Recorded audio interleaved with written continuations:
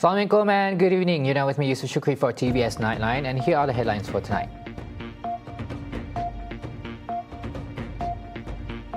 Israel has launched its first barrage of attacks to occupy the city of Gaza. The Zionist regime deployed 60,000 of its reservists to ensure success in their inhumane campaign.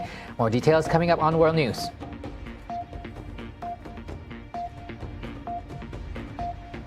Now, August 31st not only marked the 68th National Day, but also a day where more than 22 million Malaysians will get a one-off 100 ringgit ZARA credited into their My Card.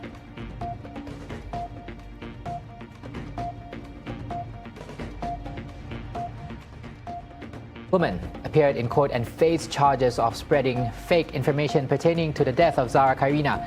The woman in question is a teacher. Siti Hajar Aflah, though initially arrested, has been set free for the time being on bail when she pleaded not guilty. All that and more coming up.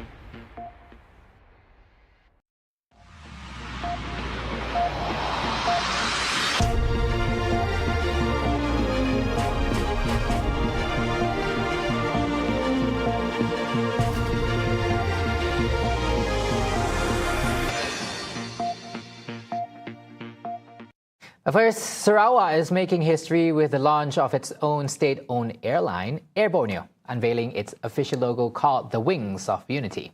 Premier of Sarawak, Datuk Petinggi Tan Sri Abang Johari Tunopeng, presided over the launching ceremony at Dewan Perdana Satria Pertiwi Complex earlier today. In a statement, the Wings of Unity brand was described as a major milestone in Air Borneo's mission to connect Sarawak with the rest of the world. The airline is set to begin flights in January 2026, carrying its official slogan, Borneo for You. Abang Johari said Air Borneo is expected to play a major role in the state's 2030 post-COVID development strategy, from boosting air links to ASEAN countries and creating jobs, to supporting small businesses, improving infrastructure and driving economic growth. Meanwhile, State Secretary and Chairman of Air Borneo Holdings, Dato' Amar Muhammad Abu Bakar Marzuki, said the logo is not just any ordinary graphic design. It's a promise to connect Borneo with the world, built on authenticity, inclusivity, and purpose. This slogan, Borneo for You, captures the airline's goal of offering meaningful travel experiences, celebrating cultural diversity, and building bridges between communities and businesses across continents. Air Borneo will also take over and expand must-wing services, including full-service flights and the vital rural air service, a lifeline for remote communities. With a brand identity inspired by Sarawak's traditional motifs and colors, Air Borneo is positioning itself as a cultural bridge that puts a spotlight on Borneo's pride to the world.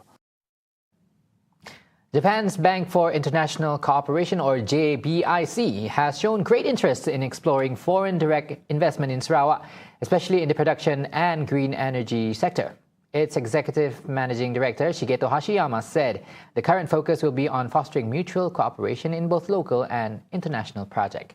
This, he said, will certainly empower Sarawak's efforts in achieving a sustainable future. And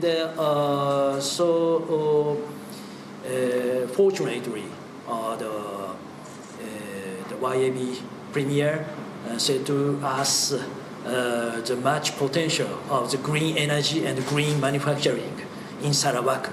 So I will bring what YAB Premier said and appeal what YAB's Premier said to me, to the potential Japanese investor considering the further investment into Sarawak.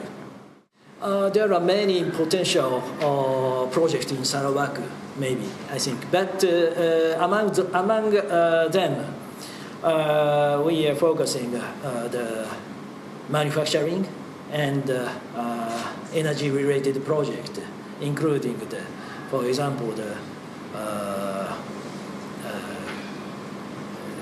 semiconductor-related project and the chemical project and the hydrogen and CCS and the power generation and so on.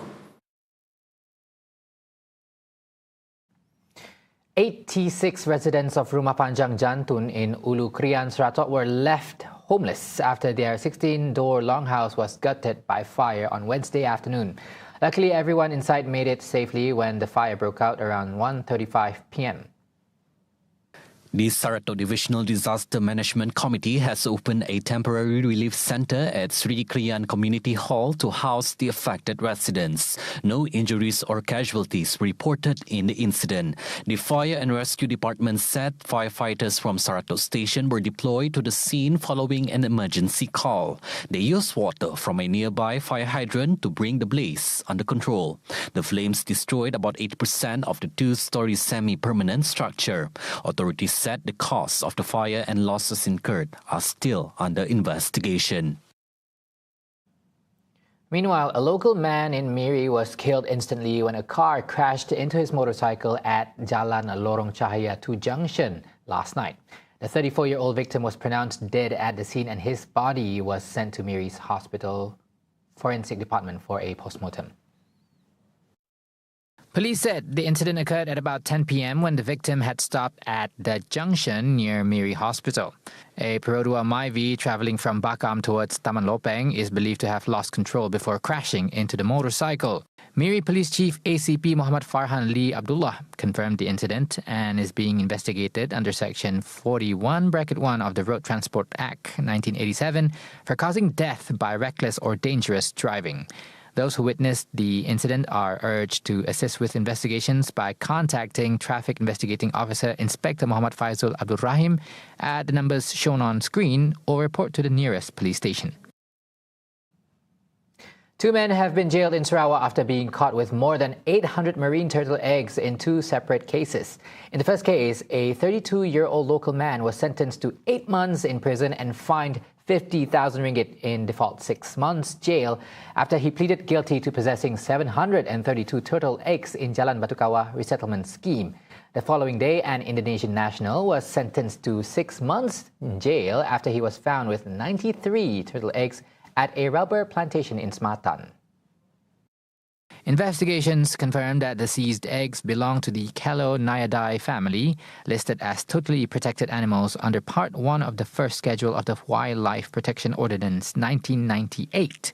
The Sarawak Forestry Corporation SFC said both cases send a clear message that wildlife crimes will not be taken lightly. SFC warned that under the Wildlife Protection Ordinance 1998, anyone convicted of possessing parts of totally protected animals faces up to 2 years jail and a fine of up to 25,000 ringgit for each individual animal part. Enforcement will continue to be intensified under Operasi Bersepadu Khazanah in collaboration with other agencies. Now, starting August 31st, more than 22 million Malaysian adults will see a one-off 100 ringgit Sumbangan Asas Rahmah or ZARA credited directly to their MyCard, coinciding with the National Day celebrations. The Finance Ministry says the payments will be automatic, no sign-up or application needed. The public can check their eligibility for the ZARA aid via the official ZARA portal at zara.gov.my. The ZARA aid can be spent at more than 7,300 registered retail outlets nationwide, a number that will continue to grow. Beneficiaries can purchase over 100,000 essential items across 14 categories, including staple foods like rice and eggs, hygiene products, medicines, school supplies, and personal care items. MOF is advising the public to be cautious of scams, noting that 100 ringgit aid will be dispersed directly to recipients' MyCard, eliminating the need for intermediaries or third-party applications. The Finance Ministry said that any unspent balance at the end of the year will be redirected to vulnerable groups through upcoming Madani government programs. With the launch of the ZARA Appreciation Aid, the government is boosting total funds under the Sumbangan Tunai Rahmah and ZARA programs to 15 billion ringgit for 2025, up from 13 billion ringgit this year and a 50% jump compared to the 10 billion ringgit set aside in 2024. An English secondary school teacher appeared in court this morning facing charges of spreading unverified information about the death of ZARA QAIRINA Mahathir. The teacher, Siti Hajar Aflah Shahrudin, 39 years old, pleaded not guilty before Magistrate Khairatul Animah Jalani. She was alleged to have spread false statements claiming that ZARA QAIRINA died after being put in a washing machine on her TikTok account Shah Abrinda at 1:20 p.m. on August 6 with the intent to cause alarm to the public. Siti Hajar is charged under Section 505, Bracket B of the Penal Code, which provides imprisonment for up to 2 years or a fine or both if convicted. Earlier, Deputy Prosecutor Nadia Muhammad Izhar offered bail of 10,000 ringgit with one surety for Siti Hajar. Lawyer Muhammad Zaiful Bahrin Kamde, representing the accused, applied for a lower bail of 3,000 ringgit on the grounds that his client is a single mother with 3 school-going children and an elderly parent to support. The court then granted her bail of 4,000 ringgit with one surety and set October 9th for mention.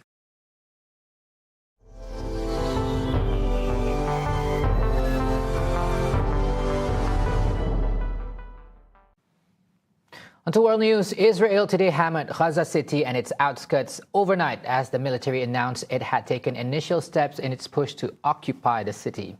The newly approved plan authorized the call-up of roughly 60,000 reservists, deepening fears the campaign will worsen the already catastrophic humanitarian crisis in the Gaza Strip. Israel's plan to occupy Gaza City have sparked international outcry as well as domestic opposition. The Red Cross became the latest voice to condemn the plan, calling it intolerable. Ahead of the offensive, the Israeli military said the call-up of the reservists would begin in early September, adding the second phase of the so-called Operation Gideon's Chariots has begun. The Gaza Civil Defense Agency said airstrikes and artillery fire overnight targeted areas to the northwest and southeast of Gaza City. The UN humanitarian agency has warned the Israeli plan to expand military operations in Gaza City would have a horrific humanitarian impact on the already exhausted population. UN Secretary General Antonio Guterres reiterates calls for an immediate ceasefire. And talking about peace, I must reiterate that it is vital to reach immediately a ceasefire in Gaza and the unconditional release of all hostages, and to avoid the massive deaths and destruction that a military operation against Gaza City would inevitably cause.